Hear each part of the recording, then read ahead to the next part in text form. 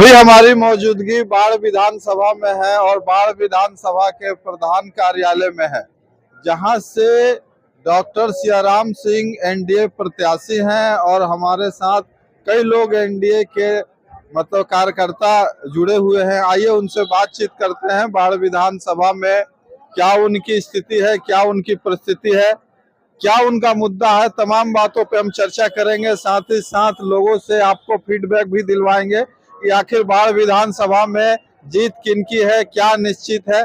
तो चलिए सबसे पहले तो परिचय लेते हैं। सर, अपना परिचय दीजिए। सबसे पहले तो आपका धन्यवाद, आप आए हैं बाढ़ विधानसभा में और वो भी कार्यालय में आए हैं। मेरा नाम सुभाष रंजन रमन हुआ, मैं जिला का प्रवक्ता हूँ भाजपा का और पेशे से अधिवक्ता हूँ। क्या स्थिति है सर बाढ़ में? बाढ़ में तो आप बता रहे हैं 2005-2000 से ही, वर्ष 2000 से लगातार एनडीए के ही माननीय विधायक यहाँ चुने जा रहे हैं। ये परंपरागत सीट है एनडीए का। इस बार कुछ लोग कह रहे हैं कि तेजस्वी का हल्ला है मुख्यमंत्री में, तो क्या बाढ़ विधानसभा एनडीए बचा पाएगी? पूरे बिहार में तेजस्वी जी, ये पहले बताएं कि उनका जो स्लोगन जो आता है, आप लोग भी चलाते होंगे, मीडिया वाले हैं, कि माथा में कट्टा सटा कर घर से उठा कर ले जे वो, तो जनता जो है इस चीज को देखा है ना। असूल पिक्चर भी देखा है, गंगा जल भी देखा है, अपहरण पिक्चर भी देखा है। ये तमाम पिक्चर जो है उनके माता और पिताजी के कार्यकाल में जो बिहार जो था उसी को जो है सिनेमा के पर्दा पर प्रकाश झा ने जो है अंकित किया है। अपहरण पिक्चर, सूल पिक्चर, कैसा बिहार था कि एक अफसर को काम करने से भी रोका जाता था, अपहरण होता था और उसका डील होता था मंत्री के यहाँ, मुख्यमंत्री के यहाँ डील होता था, वैसा बिहार। और लोग कहते हैं, उनके लोग कहते हैं क्या क्या कि तेजस्वी की सरकार बनतो और हम जो है फलना रंगबाज बनबो, उनको वोट मिलेगा बिहार में। इसलिए बिहार में बिल्कुल जो है इस बार 20 के अंदर वो रह जाएंगे। अपना हमको तो लगता है कि वो माने विपक्ष में बैठने के लायक बने या न बने, उसके लिए वो लड़ाई लड़े। सरकार के लिए नहीं लड़ सकते हैं। अब सरकार तो बन रही है एनडीए का, विपक्ष में उनका कॉलम पूरा होता है कि नहीं, लड़ाई उसकी लड़ना चाहिए उनको। कल तेजस्वी यादव कहें कि हमारे शपथ ग्रहण हम लोग ओत ले लेंगे, निश्चित तौर पर ओत ले लेंगे, यही कह करके जो कहे कि हम जो है हर एक घर में सरकारी नौकरी देंगे। उनको पता है कि बिहार की आबादी क्या है, बिहार में कितने घर हैं। बिहार में 2,97,00,000 घर है। अब ये बताइए कि पूरे हिंदुस्तान में सरकारी नौकरी कितना है, वो कहां से देंगे। ये स्लोगन जो है वो कहते हैं कि हमारा जो हाईजेक कर लिया, कि भाई हम कहे थे बिजली में माफ करेंगे, नीतीश जी कर दिए। हम कहे थे कि भाई मैया योजना तो सबसे पहले वो बतावे कि किस माँ को सम्मान मिला, किस बहन को सम्मान वो दिए, अपने ही वो बता दें दिल पर हाथ रख करके कि अपने परिवार में भी अपने भौजाई को भी सम्मान देने का काम किए हैं। वो क्या देंगे मैया योजना और परिवार योजना कौन कौन? ये सब छलावा है। और उनका छलावा वो जो है महागठबंधन में, महागठबंधन तो हमेशा बोला, पहले एक बार बोला कि भाई अब तो बिजली खत्म हो जाएगा पूरे भारत में, कोयला बचा हुआ है 15 दिन का, बिजली खत्म हुई है। फिर कहा कि बैंक अब खत्म हो रहा है, बैंक वाले सब पैसा निकालिए, बैंक बंद होने वाला है, बैंक बंद हुआ। फिर एक बार हल्ला उड़ा दिया, एलआईसी खत्म हो रहा है, खत्म हुआ एलआईसी। इस बार घूम रहे थे वोट छोड़ गद्दी छोड़। तो वोट अगर यदि चोरी होता है, एनडीए के मान लीजिए कि चुनाव आयोग उनके द्वारा कथनानुसार जो कहते हैं एनडीए से मिला हुआ चुनाव आयोग, तो फिर किस पर विश्वास करके चुनाव लड़ रहे हैं? क्या भरोसा है उन पर?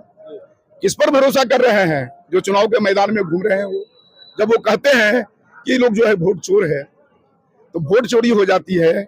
चुनाव आयोग के बारे में कहते आरोप लगाते हैं कि मिला हुआ है ये, तो फिर किस पर विश्वास करके वो जो घूम रहे हैं, हेलीकॉप्टर में खर्चा कर रहे हैं, समय को बर्बाद कर रहे हैं।